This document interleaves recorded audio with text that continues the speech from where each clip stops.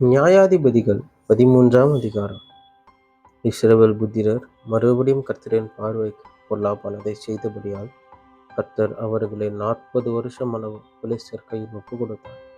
அப்பொழுது தான் வம்சத்தானாகிய சோரா ஊரானான ஒரு மனுஷன் இருந்தான். அவன் பேர் மனோவா. அவன் மனைவி பிள்ளை பெறாத மலடியாயிருந்தாள். கர்த்தருடைய தூதனானவர் அந்த ஸ்திரீக்கு தரிசனமாகி அவளை நோக்கி, இதோ பிள்ளை பெறாத மலடியான நீ கர்ப்பந்தரித்து ஒரு குமாரனை பெறுவாய். ஆதலால் நீ திராட்சரசமும் மதுபானமும் குடியாதபடிக்கும் தீட்டானது ஒன்றும் புசியாதபடிக்கும் எச்சரிக்கையாயிரு.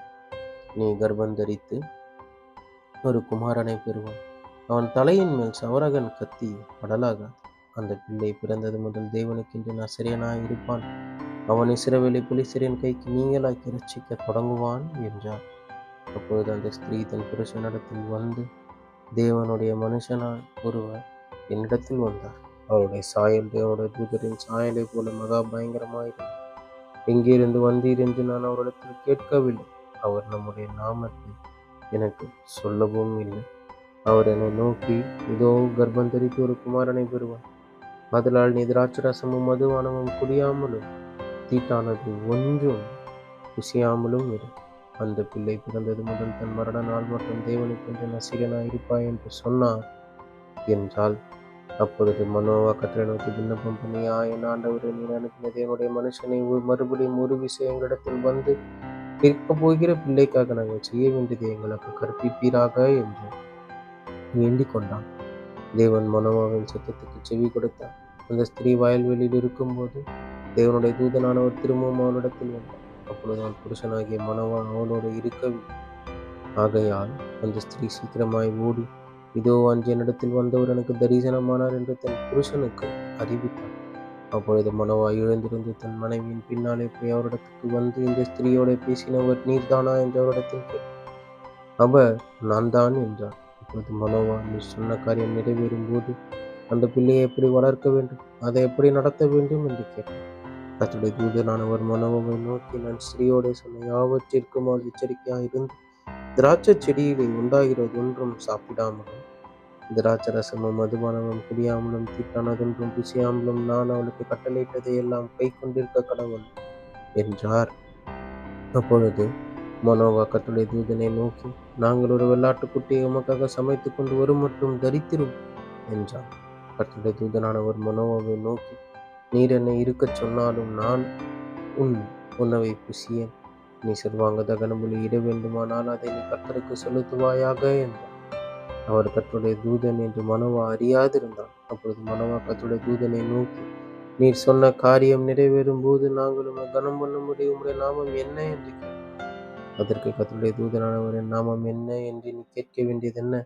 அது அதிசயம் என்றார். மனோவா போய் வெள்ளாட்டுக்குட்டியையும் போஜன பலியையும் கொண்டு வந்து அதை கன்மலையின் மேல் கர்த்தருக்கு செலுத்தினான். அப்பொழுது மனோவாவும் மனைவியும் பார்த்து கொண்டிருக்கையில் அதிசயம் விளங்கினது. அக்கினி ஜுவாலை பலிபீடத்திலிருந்து வானத்திற்கு நேராக எழும்புகையில் கர்த்தருடைய தூதனானவர் பலிபீடத்தின் ஜுவாலையிலே ஏறி போனார். அதை மனோவாவும் அவன் மனைவியும் கண்டு தரையிலே முகங்குப்புற விழுந்தார். பின்பு கர்த்தருடைய தூதனானவர் மனோவாவுக்கும் அவன் மனைவிக்கும் காணப்படவில்லை. அப்பொழுது அவர் கர்த்தருடைய தூதன் என்று மனோவா அறிந்து தன் மனைவியை பார்த்து, நாம் தேவனை கண்டோம், சாகவே சாவோம் என்றான்.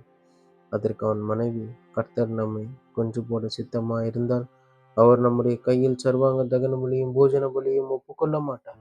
இவைகளை எல்லாம் நமக்கு காண்பிக்கவும் மாட்டார்.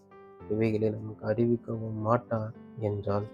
பின்பு அந்த ஸ்திரீ ஒரு குமாரனை பெற்று அவனுக்கு சிம்சோன் என்று பெயரிட்டார். அந்த பிள்ளை வளர்ந்தது. கர்த்தர் அவனை ஆசீர்வதித்தார். அவன் சோராவுக்கும் எஸ்தாவோலுக்கும் நடுவில் உள்ள தானின் பாளையத்தில் இருக்கையில் கர்த்தருடைய ஆவியானவர் அவனை ஏவ துவக்கினார் என்பதே. நியாயாதிபதிகள் 14ஆம் அதிகாரம். சிம்சோன் திம்னாத்துக்கு போய் திம்னாத்திலே பெலிஸ்தரின் குமாரத்திகளில் ஒரு பெண்ணை கண்டு திரும்ப வந்து தன் தாயையும் தகப்பனையும் நோக்கி, திம்னாத்திலே பெலிஸ்தரின் குமாரத்திகளில் ஒரு பெண்ணை கண்டேன், அவளை எனக்கு கொல்ல வேண்டும் என்றான். அப்பொழுது அவன் தாயும் அவன் தகப்பனும் அவனை நோக்கி, நீ போய் விருத்த சேதனமில்லாத பெலிஸ்தரிடத்தில் ஒரு பெண்ணை கொல்ல வேண்டியது என்ன? உன் சகோதரனின் குமார்த்திகளிலும் எங்கள் ஜனம் அனைத்திலும் பெண்ணில்லையா என்றார்கள். சிம்சோன் தன் தகப்பனை நோக்கி, அவள் என் கண்ணுக்கு பிரியமானவள், அவளையே எனக்கு கொல்ல வேண்டும் என்றான். அவன் பெலிஸ்தரிடத்தில் குற்றம் பிடிக்க முகாந்திரம் உண்டாகும்படி இது கர்த்தரின் செயல் என்று அவன் தாயும் தகப்பனும் அறியாதிருந்தார்கள். அக்காலத்திலே பெலிஸ்தர் இஸ்ரவேலை ஆண்டார்கள். அப்படியே சிம்சோனும் அவன் தாயும் தகப்பனும் திம்னாத்துக்கு போக புறப்பட்டார்கள். அவர்கள் திம்னாத் ஊர் திராட்சை தோட்டங்கள் மட்டும் வந்தபோது, இதோ கர்ஜிக்கிற பாலசிங்கம் ஒன்று அவனுக்கு எதிராக வந்தது. அப்பொழுது கர்த்தருடைய ஆவி அவன் மேல் பலமாய் இறங்கினது. அவன் தன் கையில் ஒன்றும் இல்லாதிருந்தும் அதை ஒரு ஆட்டுக்குட்டியை கிழித்து போடுகிறது போல கிழித்து போட்டான். ஆனாலும் தான் செய்ததை அவன் தன் தாய் தகப்பனுக்கு அறிவிக்கவில்லை. அவன் போய் அந்த பெண்ணோடு பேசினான். அவள் சிம்சோனின் கண்ணுக்கு பிரியமாயிருந்தாள். சில நாளைக்கு பின்பு அவன் அவளை விவாகம் பண்ண திரும்பி வந்து சிங்கத்தின் உடலை பார்க்கிறதற்கு வழிவிலகி போனான். இதோ சிங்கத்தின் உடலுக்குள்ளே தேனீ கூட்டமும் தேனும் இருந்தது. அவன் அதை தன் கைகளில் எடுத்து சாப்பிட்டு கொண்டே நடந்து தன் தாய் தகப்பனிடத்தில் வந்து அவர்களுக்கும் கொடுத்தான். அவர்களும் சாப்பிட்டார்கள். ஆனாலும் தான் அந்த தேனை சிங்கத்தின் உடலிலே எடுத்ததை அவர்களுக்கு அறிவிக்கவில்லை. அவன் தகப்பன் அந்த பெண் இருக்கும் இடத்தில் போனபோது சிம்சோன் அங்கே விருந்து செய்தான். வாலிபர் அப்படி செய்வது வழக்கம். அவர்கள் அவனை கண்டபோது அவனுடைய கூட இருக்கும்படி 30 தோழரை அவனிடத்தில் கொண்டு வந்தார். சிம்சோன் அவர்களை நோக்கி, ஒரு விடுகதையை உங்களுக்கு சொல்லுகிறேன். அதை நீங்கள் விருந்துண்ணுகிற 7 நாளைக்குள்ளே கண்டுபிடித்து எனக்கு விடுவித்தால் நான் உங்களுக்கு 30 துப்பட்டிகளையும் 30 மாற்று வஸ்திரங்களையும் கொடுப்பேன். அதை எனக்கு விடுவிக்காதே போனால் நீங்கள் எனக்கு 30 துப்பட்டிகளையும் 30 மாற்று வஸ்திரங்களையும் கொடுக்க வேண்டும் என்றார். அதற்கு அவர்கள், உன் விடுகதையை சொல்லு, நாங்கள் அதை கேட்கட்டும் என்றார்கள். அப்போது அவன் பட்சிக்கிறவனிடத்திலிருந்து பட்சணமும் பலவானிடத்திலிருந்து மதுரமும் வந்தது என்றார். அந்த விடுகதை அவர்களால் 3 நாள் மட்டும் விடுவிக்க கூடாதே போயிற்று. 7ஆம் நாளிலே அவர்கள் சிம்சோனின் பெண் சாதியை பார்த்து, உன் புருஷன் அந்த விடுகதையை எங்களுக்கு விடுவிக்கும்படி நீ அவனை நயம் பண்ணு. இல்லாவிட்டால் நாங்கள் உன்னையும் உன் தகப்பன் வீட்டையும் அக்கினியினால் சுட்டெரித்து போடுவோம். எங்களுக்குள்ளவைகளை படித்து கொள்ளவா எங்களை அழைத்தீர்கள் என்றார்கள்.